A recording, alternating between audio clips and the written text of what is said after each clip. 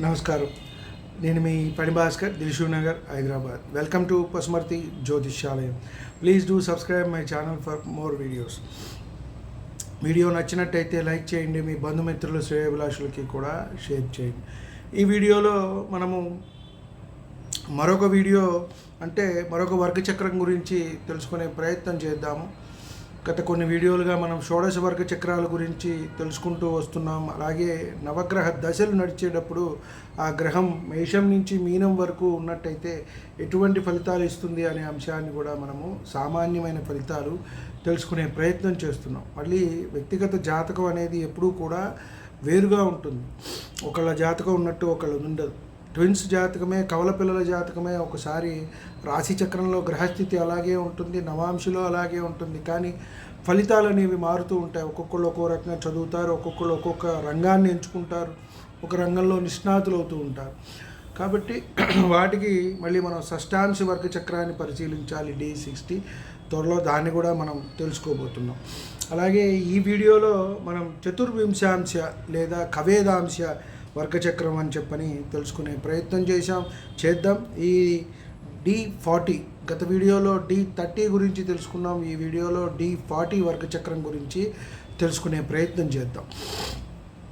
ముఖ్యంగా మనం తీసుకున్నట్టయితే ఇది వ్యక్తి యొక్క శుభాశుభ ఫలితాలు, జీవితంలో జరిగే ఫలితాలు ఎలా ఉంటాయి, అలాగే సాధారణ విషయాలు, వ్యక్తి ఎలా ఉంటాడు, ఎలా నడుచుకుంటాడు, ఎలా ప్రవర్తిస్తాడు, ఇలాంటి విషయాలు, వ్యక్తి యొక్క విషయాలు తెలుసుకోవడానికి, అలాగే ముఖ్యంగా మాతృవర్గ విషయాలు, తల్లి గురించి, తల్లి తరపు బంధువుల గురించి, అంటే మేనమామలు, వీరి గురించి, తాతలు, ముత్తాతలు, తల్లి తరపు వారి గురించి తెలుసుకునే అవకాశాన్ని ఇక్కడ మనకి ఎక్కువగా కూడా ఉంటుంది.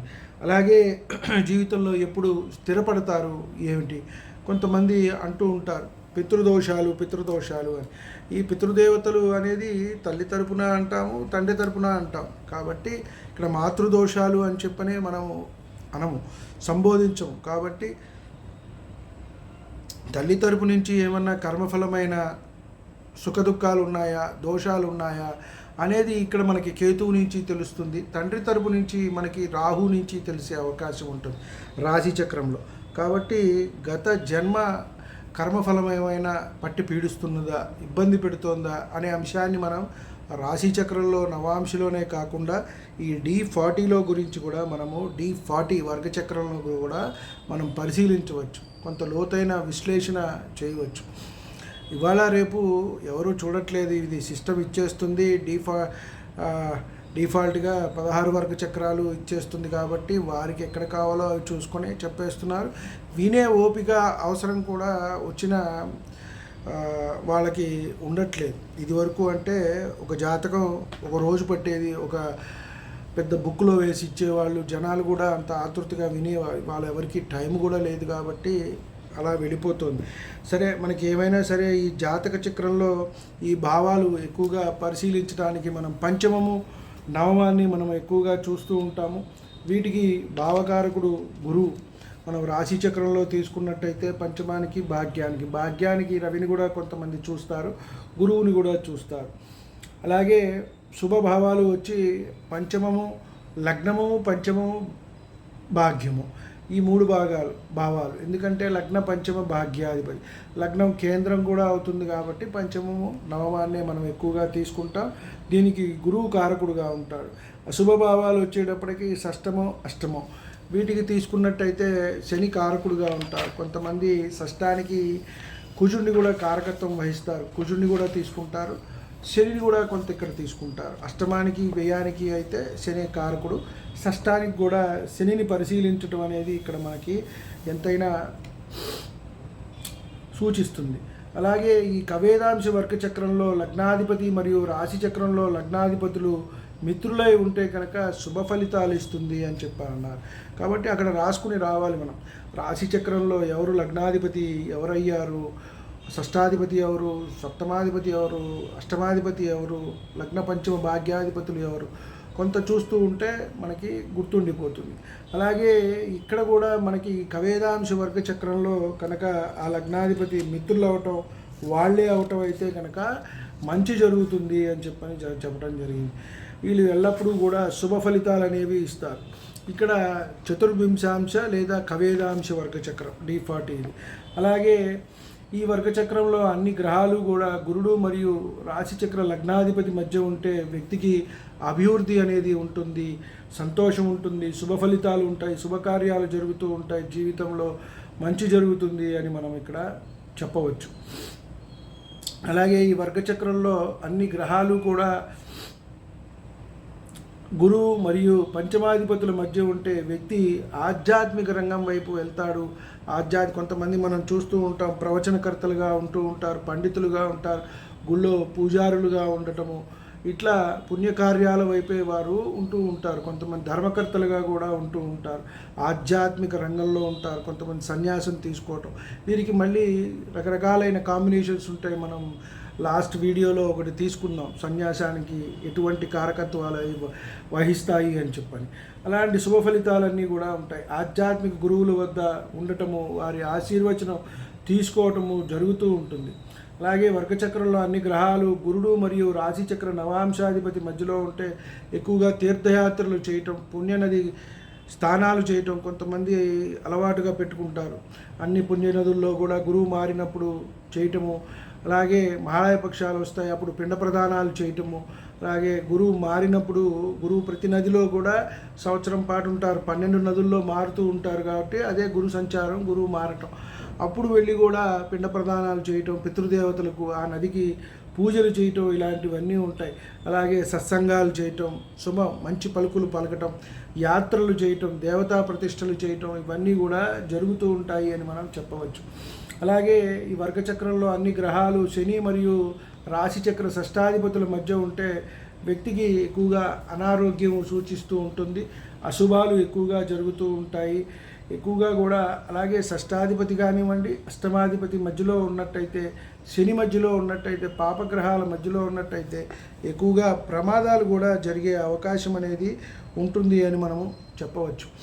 షష్టాధిపతి అయితే రోగాలు కొంత, అష్టమాధిపతి అయితే వాహన ప్రమాదాలు, రోడ్డు యాక్సిడెంట్స్ ఎక్కువగా కూడా జరిగే అవకాశాలు ఉంటాయి. అలాగే అనుకోని నష్టాలు, అపజయాలు, ఏదైనా మొదలు పెడతారో అది మధ్యలో ఆగిపోవటం, కొంత బాగుందిలే నడుస్తోందిలే అనుకుంటే ఇబ్బందులు రావటం, ఇలాంటివన్నీ కూడా వస్తూ ఉంటాయి. ఎప్పుడు చూసినా అరిష్టాలు అనేవి మన వెంట పడుతూ ఉంటాయి అని మనం చెప్పవచ్చు. అలాగే వర్గచక్రంలో లగ్న పంచమ భాగ్యాధిపతులు, అలాగే కేంద్రాధిపతులు 1 4 7 10 ఈ భావాలలో నీచ లేదా అస్తంగత్వం లేదా బలహీనమైన గ్రహం ఉంటే వ్యక్తి అశుభ ఫలితాలే ఎక్కువగా పొందుతూ ఉంటాడు అని మనం చెప్పవచ్చు. అలాగే ఈ వర్గచక్రంలో 6, 8, 12 స్థానాల్లో పాపగ్రహాలు ఉంటే వ్యక్తికి బాధలు, ఇబ్బందులు, కష్టాలు, ఇవన్నీ కూడా అనుకోని సంఘటనలు అనేవి కూడా ఎక్కువగా ఉంటూ ఉంటాయి అని చెప్పని మనము చెప్పవచ్చు. అంటే ముఖ్యంగా మనం చూసేది ఏంటంటే ఎప్పుడూ కూడా జాతకం చూపించుకోవడానికి వ్యక్తి వచ్చినప్పుడు ఏదో ఒక ఇబ్బంది ఉంటుంది. అలానే ఉండదు. మనిషి సుఖంగా ఇల్లు కొనుక్కోవాలనుకుంటాడు, లేదా వివాహం కోసం వస్తాడు, ఉద్యోగం కోసం వస్తాడు, వాహనం కోసం వస్తారు, ఇంట్లో పిల్లాడికి పెళ్లి చేయటమో, ఉపనయనం చేయటమో, మరొకంగా కూడా వస్తాడు. కానీ 55% మోర్ దాన్ 60% ఏదో ఒక ఇబ్బంది, ఆ గ్రహస్థితిలో ఇబ్బంది, ఇవాళ రేపు వివాహంలో అన్ని ఇబ్బందులు, ఉద్యోగంలో టెన్షన్స్, ఇవన్నీ కూడా ఎక్కువగా ఉన్నాయి కాబట్టి ఇలాంటివన్నీ వస్తూ ఉంటారు. కాబట్టి మనము అన్ని చక్రాలు కూడా పరిశీలించి చెప్పే సమయం అనేది ఉండదు. ఆ వ్యక్తి ఉండడు, నువ్వు ఏం పరిశీలిస్తున్నావో తనకు అనవసరం, ఆయనకి ఏం కావాలో అది చెప్తే చాలు. కాబట్టి వారు అదే ఆశిస్తారు మన దగ్గర నుంచి. కాబట్టి మనం ముఖ్యంగా ఇవన్నీ కూడా పరిశీలించుకుంటూ ఉండాలి. అలాగే కవేదాంశ వర్గచక్రంలో ఏదైనా గ్రహానికి పాపగ్రహ సంబంధం ఉంటే ఆ గ్రహం ఉన్న రాశ్యాధిపతి పంచమాంశలో చూసి ఆ గ్రహానికి జప హోమ శాంతులు చేసుకున్నట్టయితే కొంత మనకి ఆ శుభ ఫలితాలు, అశుభ ఫలితాలు ఏవైతే ఉన్నాయో అవి మనం తగ్గించుకునే వాళ్ళం అవుతాం. మంచి ఫలితాలు పొందటానికి అవకాశం అనేది ఉంటుంది అని చెప్పని మనం చెప్పవచ్చు. ముఖ్యంగా ఈ వర్గచక్రంలో రాశిచక్ర దశమ పంచమాధిపతులు కలిసి ఉన్నట్టయితే కొంత మంచి ఫలితాలు ఇస్తాయి. పూర్వపుణ్యం అక్కడికి వస్తుంది, కాపాడుతుంది, కొంత అభివృద్ధి జరుగుతుంది, సంతోషం అనేది ఉంటుంది జీవితంలో. ఆ సంతోషాన్ని వీరు చవి చూస్తారు అని చెప్పని మనము ఇక్కడ చెప్పవచ్చు.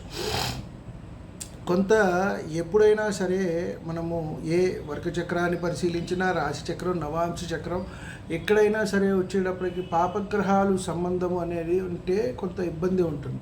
శుభగ్రహాల సంబంధం ఉన్నట్టయితే వాటికి కొంత మంచి జరిగే అవకాశం ఉంటుంది. ఇవాళ కాకపోతే రేపు కొంత వయసు వచ్చిన తర్వాత, కొంతమందికి 40 తర్వాత, కొంతమందికి 30 తర్వాత కూడా అనుభవంలోకి రావటం జరుగుతుంది.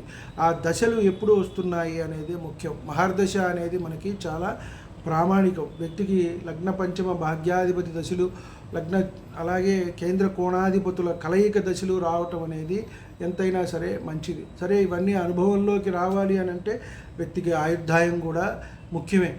ఇవాళ రేపు వచ్చే అనారోగ్యాలు, అలాగే బయట ఈ కరోనా తర్వాత వ్యక్తి యొక్క జీవితం చాలా ఇబ్బందికరంగా అయిపోయింది. అనేక రకాలైన టెన్షన్స్ వచ్చి నెత్తి మీద పెట్టుకోవడం జరుగుతోంది. కాబట్టి కొంత జాగ్రత్త అవసరము అనేది మనము చెప్పవచ్చు. ముందుగానే చూసుకుని మనము ఏమేమి ముఖ్యమైన కార్యక్రమాలు ఉన్నాయో పిల్లలకి, అలాగే ఉన్నంతలోనే మనం ఇన్సూరెన్స్లు, హెల్త్ ఇన్సూరెన్స్లు పిల్లలకి కాస్త ఏదో ఒకటి మనం నమ్ముకున్న భార్యకి, పిల్లలకి ఇంత చేసినట్టయితే మంచి జరుగుతుంది అని. ఇవాళ రేపు ఎలా ఉందంటే బయటకు వెళ్ళిన వాడు ఇంటికి వచ్చే పరిస్థితి కూడా లేదు. మొన్న ఈ మధ్య నాకు యూట్యూబ్లో నేను ఆయన చూసి ఎంతో ప్రేరణ పొందడం జరిగింది. చామర్తి మురళీకృష్ణ గారని తిరుపతిలో ఉంటారు. ఆయన సడన్గా వారం క్రితం హార్ట్ అటాక్తో ఇదయ్యారు, కాలం చేశారు. చాలా బాధేసింది నాకు. అప్పుడు నేను వాసన నుంచి కూడా రావటం జరుగుతోంది. చాలా అసలు డ్రైవింగ్ ఎలా చేశానో కూడా తెలియదు, అంత ఇదిగా ఉంది. ఎందుకనంటే కొంత జ్యోతిష్యం మా గురువుగారి దగ్గర నేర్చుకున్నప్పటికీ ఎక్కువగా నేను యూట్యూబ్లో ఒక 3-4 మనకి ఇష్టమైన వాళ్ళని ఫాలో అవుతుంటాం. ఎవరెవరు ఏ వీడియోలు చేస్తున్నారు, దేని మీద పెడుతున్నారు అని అందరికీ ఉత్సుకత ఉంటుంది. అలాగే అందరూ చూసినట్టే నేను చూస్తాను. అందులో ఆయన దగ్గర నుంచి కొంత ప్రేరణ పొందింది. ఆయన చెప్పే విధానం, ఆ గ్రహాలు, ఆ భావాలని కనెక్టివిటీ చేయటం, చాలా అద్భుతమైన విశ్లేషణ చేసేవారు ఆయన. సో కింద చాలా బాధాకరంగా అనిపించింది. కాబట్టి మనిషి ఇవాళ రేపు చాలా ఇదిగా ఉంది. కాబట్టి ఉన్నంతలో అందరితో సక్రమంగా ఉండండి. ముఖ్యంగా అన్నదమ్ములు, అక్కచెల్లెళ్ళతో వారితో ఎప్పుడూ కూడా గొడవలు పెట్టుకోకూడదు. చక్కగా తల్లి ఏదో అంది, తండ్రి ఏదో అన్నాడని మనం ఏదో ఇది పెట్టుకుని ఇబ్బంది పాలు ఎప్పుడూ కూడా అవ్వకూడదు. సర్వే జనా సుఖినో భవంతు. శాంతి శాంతి శాంతి.